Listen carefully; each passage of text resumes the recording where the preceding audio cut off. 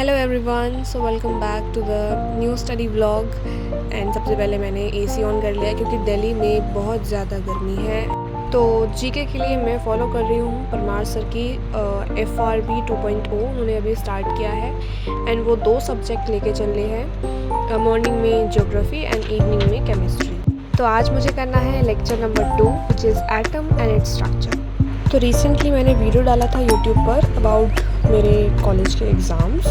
उसमें मैंने दिखाया था कि last days of my college exams.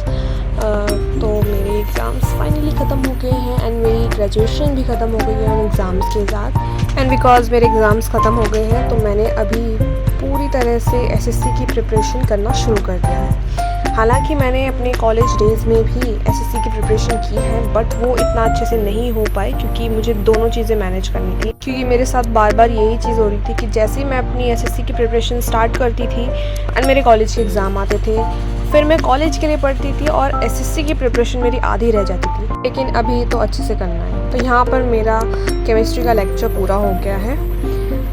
अभी हो गया है लंच का टाइम। मैंने लिए हैं राइस और दाल, और उसके साथ साथ मैं देख रही थी राकेश सर की ये वाली वीडियो। उन्होंने बताया था कि हमें एग्ज़ाम डेज में पढ़ना कैसे है।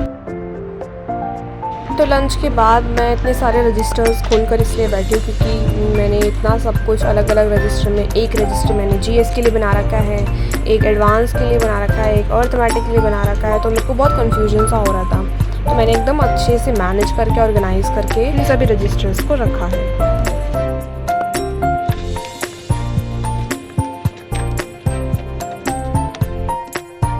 उसके बाद मैं यहाँ पर ले रही हूँ कैलकुलेशन की क्लास, बिकॉज़ मेरी कैलकुलेशन उतनी कुछ खास है नहीं एंड मुझे सच में इम्प्रूव करने की बहुत ज़रूरत है। मैंने इसके लिए एक अलग से सेपरेट रजिस्टर बना रखा है जिसमें मैं कैलकुलेशन की हर एक क्लास वाइज उसको मैं नोट करती हूँ।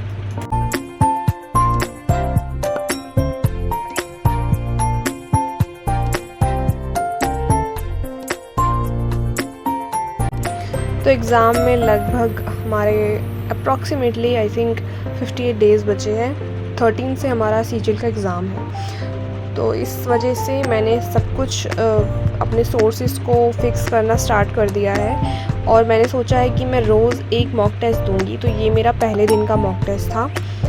मॉक टेस्ट को देना और उसके बाद उसको एनालाइज़ करके उसके सॉल्यूशंस को देखना, अपनी गलतियों को देखना, I think it is very important. हम सभी को करना चाहिए क्योंकि अभी बहुत कम टाइम है।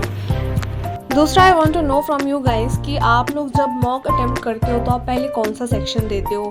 जैसे कि मैं जब भी देती हूँ ना, तो मैं सबसे पहले इंग्लिश देती हूँ एंड देन फिर रीजनिंग और फिर उसके बाद GS एंड लास्ट में मैं मैथ्स को देती हूँ क्योंकि मैथ्स मेरा सिलेबस उतना है नहीं और बहुत ज़्यादा टाइम टेकिंग है मैथ्स, तो मैं लास्ट में मैथ्स को देती हूँ। लेकिन आप लोग मुझे बताओ कि आप लोग कैसे करते हो। एंड ये वाला जो मैं मॉक टेस्ट दे रही हूँ, लाइक ये वाला क्या, मैं जितने भी मॉक टेस्ट देती हूँ मैं देती हूँ प्रेप से, क्योंकि मैंने इसका सब्सक्रिप्शन ले रखा है। एंड अगर आपको भी इसका सब्सक्रिप्शन लेना है तो आप मेरा रेफरल कोड यूज़ कर सकते हैं। रेफरल कोड दे रखा है स्क्रीन पर, आप इस वाले कोड को डालोगे तो आपको कुछ अमाउंट जो है वो डिस्काउंट हो जाएगा।